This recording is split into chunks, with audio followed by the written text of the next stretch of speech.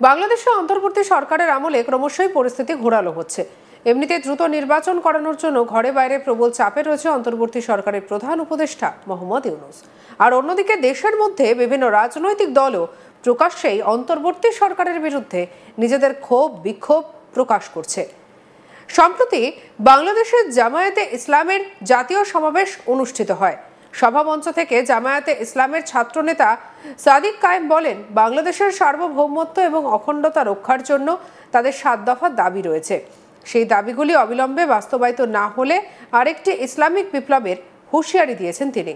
সভায় 16 বছর ধরে বাংলাদেশের শেখ হাসিনার আমলে কিভাবে ফ্যাসিবাদী সরকার চলেছিল সেই বিষয়গুলি তুলে ধরেন তিনি। জুলাই বিপ্লবের শহীদদের শ্রদ্ধা জানানো হয় এই সভামঞ্চ থেকে। বৈষম্যহীন বাংলাদেশের জন্য ঐক্যবদ্ধ হওয়ার ডাক দেন ছাত্রনেতা সাদিক কায়েম। কি বলছেন ছাত্রনেতা সাদিক কায়েম শুনবো। সত্য সমাগত, মিথ্যা বিতাড়িত, নিশ্চয়ই সত্য বিজয় হবে।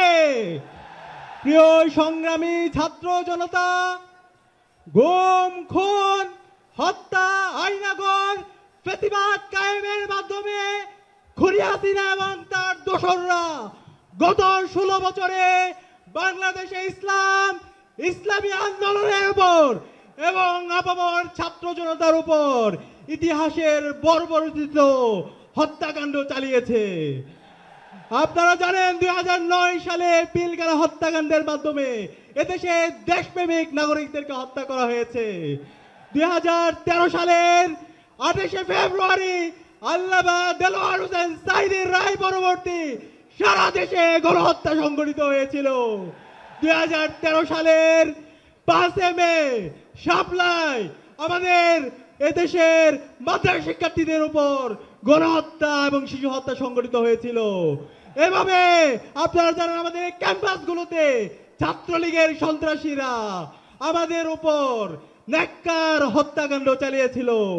আগ্রাসনের বিরুদ্ধে, আধিপত্যবাদের বিরুদ্ধে কথা বলতে গিয়ে বুয়েটের মেধাবী শিক্ষার্থী আমাদের ভাই আবরার পাল শহীদ হয়েছে। এইভাবে গত 16 বছরে আমাদের নেতৃবৃন্দকে আধিপত্যবাদের বিরুদ্ধে কথা বলার কারণে, আগ্রাসনের বিরুদ্ধে কথা বলার কারণে শহীদ করা হয়েছে। আজকের এই প্রোগ্রামের জাতীয় সমাবেশের শুরুতে গভীর শ্রদ্ধার সাথে আধিপত্যবাদের বিরুদ্ধে, আগ্রাসনের বিরুদ্ধে সকল শহীদদের শ্রদ্ধার সাথে স্মরণ করছি। সাথে সাথে জুলাই বিপ্লবের আবু সাঈদ, ওয়াসিম, শান্ত থেকে শুরু করে শহীদ আলী রায়হান 2000-এর অধিক যে সমস্ত ভাই বোন শহীদ হয়েছে সকল শহীদদেরকে শ্রদ্ধার সাথে স্মরণ করছি। আল্লাহ পাক সুবহানাহু ওয়া তাআলা সকল শহীদদের জান্নাতুল ফেরদৌসের মেহমান হিসেবে কবুল করুক, আল্লাহুম্মা আমিন। প্রিয় উপস্থিতি, আপনাদেরকে অনুরোধ করব আজকের এই জাতীয় সমাবেশ থেকে আমাদেরকে বাংলাদেশ প্রশ্নে ঐক্যবদ্ধ হইতে হবে। দেশের স্বাধীনতা, সার্বভৌমত্ব, অখণ্ডতার প্রশ্নে, বৈষম্যহীন বাংলাদেশ বিনির্মাণ করার প্রশ্নে আমাদেরকে ঐক্যবদ্ধভাবে কাজ করে যেতে হবে। সেই লক্ষ্যে আজকে বাংলাদেশ জামায়াত ইসলামী যেই 7 দফা আমাদের সামনে নিয়ে এসেছে, সেই 7 দফা বাস্তবায়ন না হওয়ার আগ পর্যন্ত আমাদের কি আরেকটি বিপ্লবের ডাক দিতে হবে। আমরা কি প্রস্তুত আছি? আগামীর বিপ্লব হবে ইসলামের বিপ্লব ইনশাআল্লাহ। আগামীর বাংলাদেশ হবে ইনসাফের বাংলাদেশ। বাংলাদেশ জিন্দাবাদ, বাংলা ইসলামী ছাত্র শিবির জিন্দাবাদ।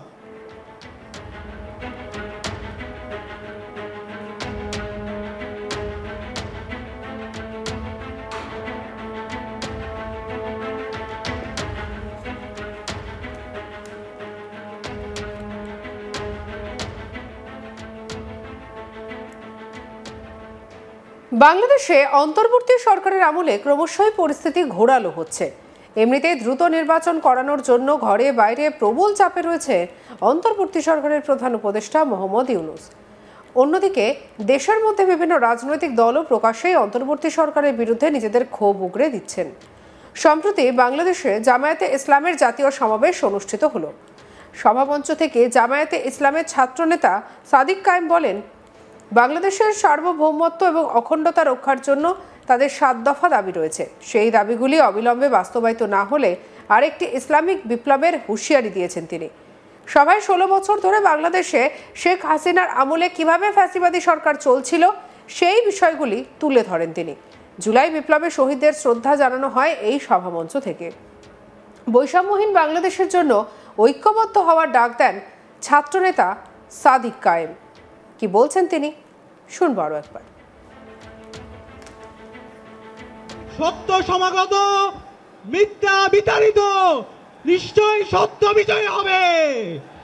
প্রিয় সংগ্রামী ছাত্র জনতা, গুম, খুন, হত্যা, আইনাগর, ফেসিবাদ কায়েমের মাধ্যমে খুনি হাসিনা এবং তার দোসররা গত 16 বছরে বাংলাদেশে ইসলামী আন্দোলনের উপর এবং আপামর ছাত্র জনতার উপর ইতিহাসের বর্বরোচিত হত্যাকাণ্ড চালিয়েছে। আপনারা জানেন 2009 সালে পিলখানা হত্যাকাণ্ডের মাধ্যমে এদেশে দেশপ্রেমিক নাগরিকদেরকে হত্যা করা হয়েছে। 2013 সালের 28 ফেব্রুয়ারি আল্লামা দেলোয়ার হোসেন সাঈদীর রায় পরবর্তী সারা দেশে গণহত্যা সংঘটিত হয়েছিল।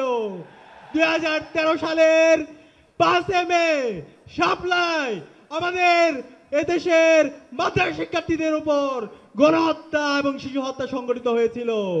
এভাবে আপনারা জানেন আমাদের ক্যাম্পাসগুলোতে ছাত্রলীগের সন্ত্রাসীরা আমাদের উপর নেককার হত্যাকাণ্ড চালিয়েছিল। আগ্রাসনের বিরুদ্ধে, আধিপত্যবাদের বিরুদ্ধে কথা বলতে গিয়ে বুয়েটের মেধাবী শিক্ষার্থী আমাদের ভাই আবরার পাল শহীদ হয়েছে। এভাবে গত 16 বছরে আমাদের নেতৃবৃন্দকে আধিপত্যবাদের বিরুদ্ধে কথা বলার কারণে, আগ্রাসনের বিরুদ্ধে কথা বলার কারণে শহীদ করা হয়েছে।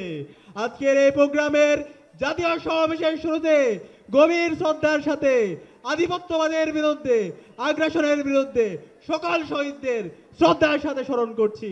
সাথে সাথে জুলাই বিপ্লবের আবু সাঈদ, ওয়াসিম, শান্ত থেকে শুরু করে শহীদ আলী রায়হান, 2000-এর অধিক যে সমস্ত ভাই বোন শহীদ হয়েছে সকল শহীদদেরকে শ্রদ্ধার সাথে স্মরণ করছি।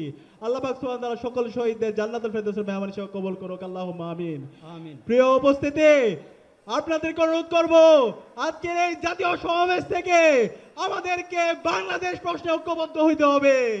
দেশের স্বাধীনতা, সার্বভৌমত্ব, অখণ্ডতার প্রশ্নে, বৈষম্যহীন বাংলাদেশ বিনির্মাণ করার প্রশ্নে আমাদেরকে ঐক্যবদ্ধভাবে কাজ করে যেতে হবে। সেই লক্ষ্যে আজকে বাংলাদেশ জামাত ইসলামী যেই 7 দফা আমাদের সামনে নিয়ে এসেছে, সেই 7 দফা বাস্তবায়ন না হওয়ার আগ পর্যন্ত আমাদের কি আরেকটি বিপ্লবের ডাক দিতে হবে। আমরা কি প্রস্তুত আছি? আগামীর বিপ্লব হবে ইসলামের বিপ্লব ইনশাআল্লাহ। আগামীর বাংলাদেশ হবে ইনসাফের বাংলাদেশ। বাংলাদেশ জিন্দাবাদ, বাংলা ইসলামী ছাত্র শিবির জিন্দাবাদ।